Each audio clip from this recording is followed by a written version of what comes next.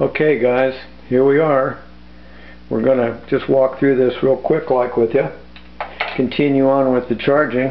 I showed you on the previous one I had put two cups in there, so that's what I did. I've just basically taken and kind of conformed this thing. Get a little water pressure going here. I'm going to use about just about 1/3 of the pressure of the sink, running around in a circular motion and right off. This first time, there's something I want to show you here. Now, you'll be able to see it kind of snap, crackle, and popping as it passes through. It's very dry material. It has a very huge capacity to absorb in the granules. Each one has just a tremendous capacity of absorption. So what's going on there when it's doing that is it's actually just charging into the charcoal. It's being absorbed into the charcoal, and it's also flushing out some dust just in transport and moving this stuff around. You know, I mean, in that bag or any other mechanism that it's in, a drum or a big bag, as you move it and handle it, it creates a little bit of dust. So let's go ahead, run a hair more water through this. I wanted you to see that initial charging thing where it was actually kind of doing its snap, crackle, pop thing. I'm not going to run a whole lot of pressure on here because I don't want to blow it all over the place. And then we'll dump this out, and you'll see it'll be gray. Personally, even this initial water, I drink it.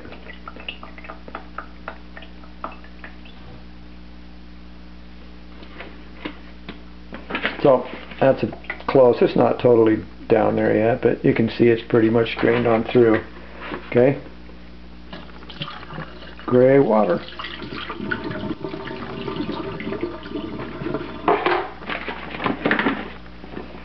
Give her another shot here.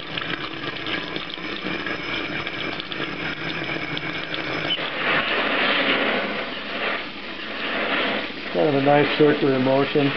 Don't be concerned at all about see the way the water is riding up the side there? That water still has to go down through that charcoal. And you can tell because this water here has a really strong smell of chlorine, like most water does, you know, pretty much everywhere. I mean, some places it's way worse than others, but it definitely, you can smell it. When we get done, you won't smell diddly in there. I mean, it'll be all gone, and it'll be just, you know, pristine, about as pristine as you're going to get, actually. This would be the finishing, polishing phase in any kind of a municipal plant. And then, of course, they dose the heck out of it with chemicals. Only because they have to, actually. There's you know, they got a lot of people to serve water to, so.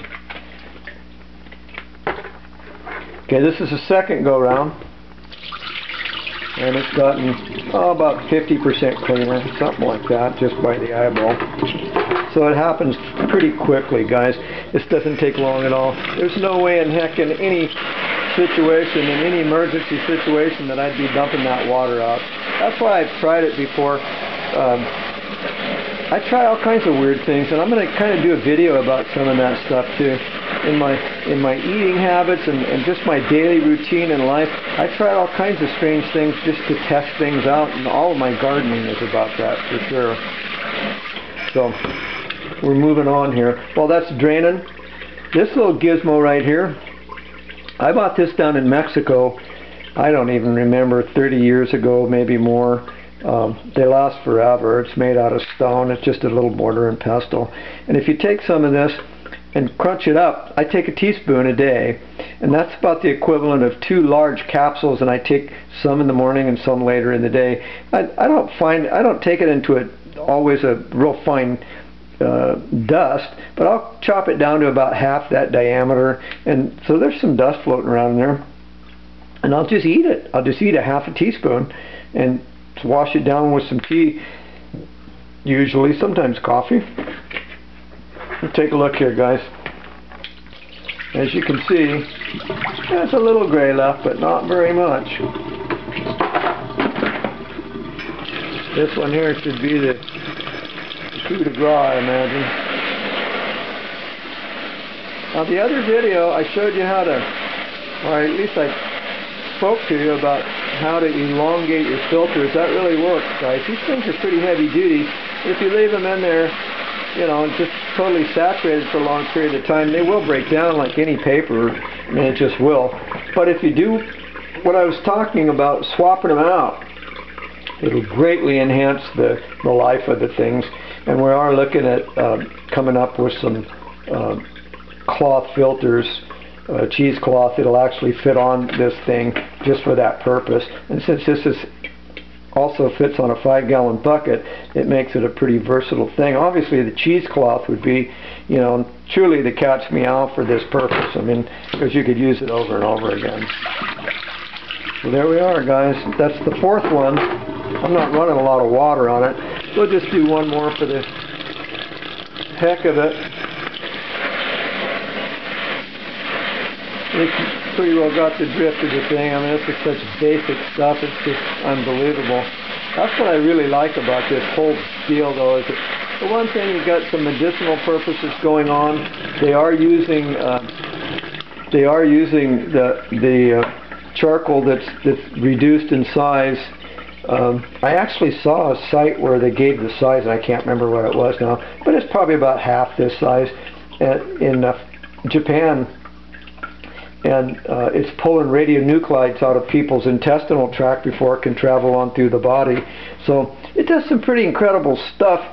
I'm here on the West Coast, and you know, it's a fact, we're getting radioactivity from Fuku, so probably not a bad thing to do just for that reason alone. But you can see, guys, it's pretty darn nice.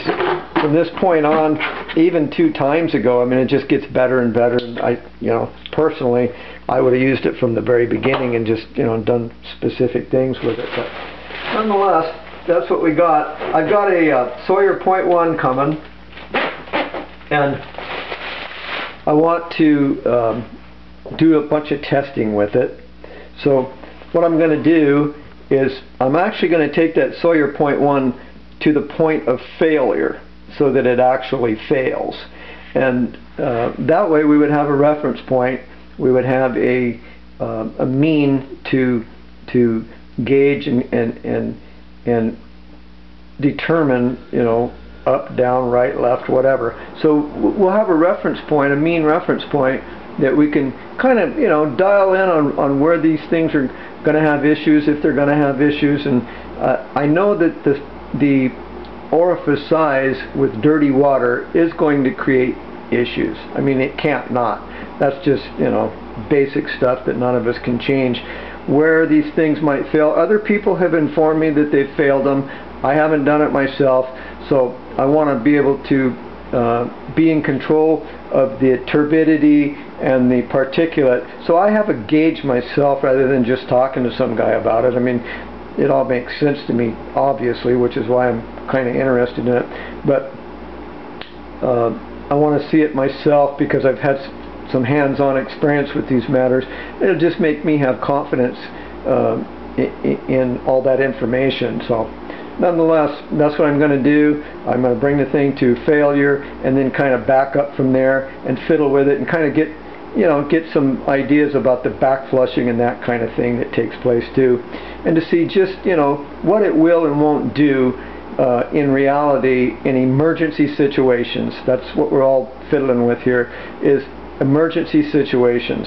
So that's my perspective. I would imagine it's your perspective, or you wouldn't even be watching this video. So we're going to put it to the test, guys. That's what we're going to do, and we're going to just continue on, do some more videos. I'll have some more coming in the field testing. With that, I'm going to let you go. I appreciate you guys scoping this thing out and in doing the three parts, A, B, and C. So adios, guys. Do good. Appreciate it. Support us. Buy our products. We're here. Go to the site. Glean all that good information. And good on you. See you later.